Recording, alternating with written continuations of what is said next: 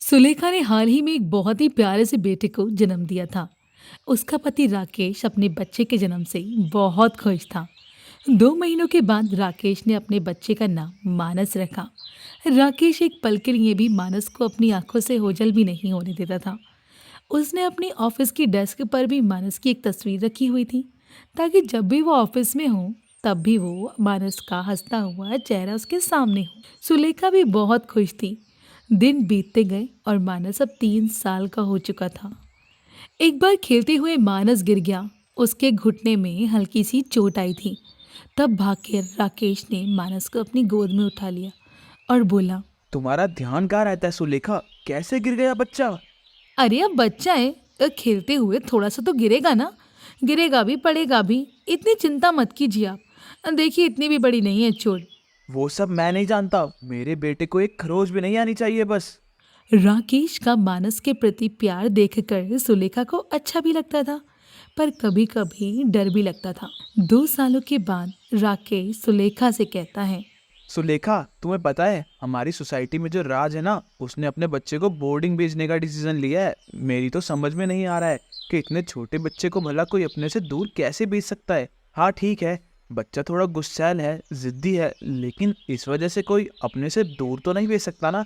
ये तो बिल्कुल भी सही नहीं है। अरे ज्यादा लाड प्यार का यही नतीजा होता है। अब मैंने देखा है ना, वो राज और उसकी बीवी, उन दोनों ने मिलकर उस बच्चे को इतना सर पर चढ़ा रखा था ना। बचपन से ही उसकी अब हर जिद को पूरा करते आए। और अब वो इतना जिद्दी हो गया है ना कि अगर जिद पूरी ना हो तो जमीन पर लेट कर रोने लगता है। और फिर उन दोनों को उसकी जिद के आगे घुटने टेकने पड़ते हैं। और तो और वो बहुत गुस्सैल भी है। खेलते समय बाकी बच्चों ने उसकी बात नहीं मानी ना तो वो उन्हें पीट भी देता है। शायद इसी वजह से उसे डिसिप्लिन में लाने के लिए बोर्डिंग स्कूल भेज रहे होंगे। वो कुछ भी हो, लेकिन मैं तो ये सोच भी नहीं सकता। मैं तो अपने बेटे को कभी अपने से दूर नहीं भेजूंगा। अब मानस बड़ा हो रहा था। मानस ने अब अपनी 10वीं परीक्षा अच्छे नंबरों से पास कर ली थी। अब वो कॉलेज में जाने लगा था। टीनेज की उम्र के कारण अब उसके स्वभाव और बर्ताव दोनों में फर्क आ रहा था। राकेश को लगता था कि अब मानस बड़ा हो रहा है। अब तो उसे घर की जिम्मेदारियां भी उठानी चाहिए। वहीं मानस अपनी ही धुन में रहने लगा था। इस वजह से आजकल उन दोनों की बन भी नहीं रही थी।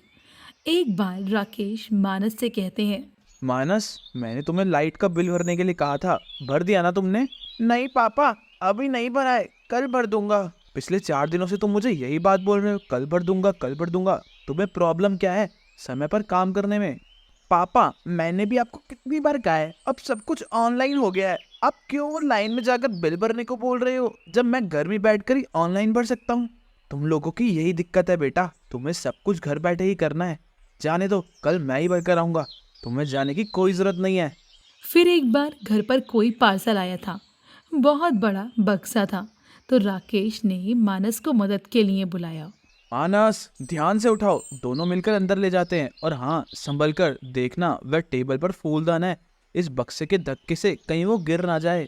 तो उन दोनों ने बक्से को अंदर ले जाने लगे। तभी मानस का फोन बजा और उसका ध्यान बढ़ गया। बक्सा का धक्का फूलदान को लगा और फूलदान गिरकर टूट गया। तब राकेश कहता है, कहा था ना मैंने, लेकिन तुम्हारा तो ध्यान ही नहीं होता। एक काम ढंग से नहीं कर सकते तुम। पापा, अब मेरी क्या गलती है? वो फोन बजा इसलिए मेरा ध्यान भट गया। हाँ, तुम्हारी तो कभी कोई गलती होती ही नहीं है। मैं ही पागल हूँ जो तुम्हारे पीछे पड़ा हूँ। राकेश की बात सुनकर मानस मायूस होकर अंदर चला गया। फिर सुलेखा कहती है, राकेश, आपने बेकार में ही मानस को डांट दिया। गलती से टूट गया वो फूलदान, ठीक है ना? इतनी छोटी सी बात के लिए इतना बोलना ठीक था क्या? सुलेखा, मैं तो चाहता हूँ कि हमारा बेटा जिम्मेदार बने। अब वो बड़ा हो गया है, आगे चलकर उसे ही पूरे घर की जिम्मेदारी उठानी है, इसलिए बोलता हूँ बस। राकेश अपनी जगह पर सही था, लेकिन मानस अभी उसकी बात समझने की फिराक में नहीं था। उसकी उम्र ही ऐसी थी कि अपने पापा की डांट के पीछे छुपा हुआ प्यार उसे समझ नहीं आ रहा था। अगले दिन जब राकेश ऑफिस चला गया, तब मानस अपनी माँ से कहता है, माँ, पापा मुझसे बिल्कुल भी प्यार नहीं करते, हमेशा मुझे डांटते रहते हैं। मुझसे छोटी सी गलती हो जाती है फिर भी उन्हें लगता है कि मैंने बहुत बड़ा गुनाह कर दिया है। अरे बेटा, ऐसी कोई बात नहीं है। तुम्हारे पापा तुमसे बहुत प्यार करते हैं। अब वो तो तुम्हें इसलिए डांटते हैं कि तुम गैर जिम्मेदार मत बनो। अगर अभी से तुम छोटी छोटी चीज़ें सीखना शुरू करोगे ना, तो तुम जल्दी से जिम्मेदार बन सकते हो। अब बस इतनी सी तो बात है बेटा। नहीं माँ, जब मैं छोटा था तब पापा मुझसे ज्यादा प्यार करते थे। मानस के दिल में ये बात घर कर गई थी कि घर में उसे राकेश प्यार नहीं करता। फिर 2 साल बीत गए। माँ, मुझे अपनी आगे की पढ़ाई करने के लिए बैंगलोर जाना है, आप पापा से बात कीजिए ना। क्या? लेकिन क्यों बेटा? हमसे इतनी दूर जाकर क्यों पढ़ना है तुम्हें? ऐसी बात नहीं है माँ, मैं जो पढ़ाई करने वाला हूँ वो वहाँ पर बहुत अच्छे से होती है, इसलिए पढ़ाई पूरी होने के बाद मैं आपके साथ ही रहूंगा हमेशा। अरे बेटा, मुझे नहीं लगता कि तुम्हारे पापा मानेंगे। वो तो हमेशा से कहते थे कि मैं अपने बेटे को अपने आप से दूर जाने नहीं दूंगा। लेकिन फिर भी मैं एक बार उनसे बात करके चलो देखती हूँ, ठीक है? सुलेखा राकेश से बात करती है। मानस की इच्छा सुनकर राकेश का दिल बेचैन हो जाता है। अपने बेटे से दूर होने के बारे में तो वो सोच भी नहीं सकते थे, लेकिन उसके करियर के लिए राकेश को मानस के जाने की इजाज़त देनी थी। मानस का एडमिशन पूरा हो जाता है और उसके जाने का दिन आ जाता है। उस दिन मानस कहता है, माँ, तुम तो कहती थी कि पापा मुझे कभी दूर नहीं जाने देंगे, लेकिन उन्होंने तो एक बार भी ना नहीं किया। मैंने बोला था ना आपको कि वह मुझसे प्यार नहीं करते। अरे नहीं बेटा, ऐसी बात नहीं है बेटा। वो तुमसे बहुत प्यार करते हैं, हम बस जाहिर नहीं कर पाते। मानस की गाड़ी आ गई। मानस ने सुलेखा के पैर छूकर आशीर्वाद लगाया और उसे गले लगाया। फिर वो राकेश के पास आने लगा। उसने राकेश के पैर छुए। उसे लग रहा था कि राकेश उसे गले लगाएगा, लेकिन राकेश को लग रहा था कि जैसे मानस ने सुलेखा को गले लगाया, अब वैसे वो राकेश को भी लगाएगा। दोनों की बात मन में ही रही और किसी ने भी पहल नहीं की। एक दूसरे को गले लगाए बिना मानस गाड़ी में बैठ गया।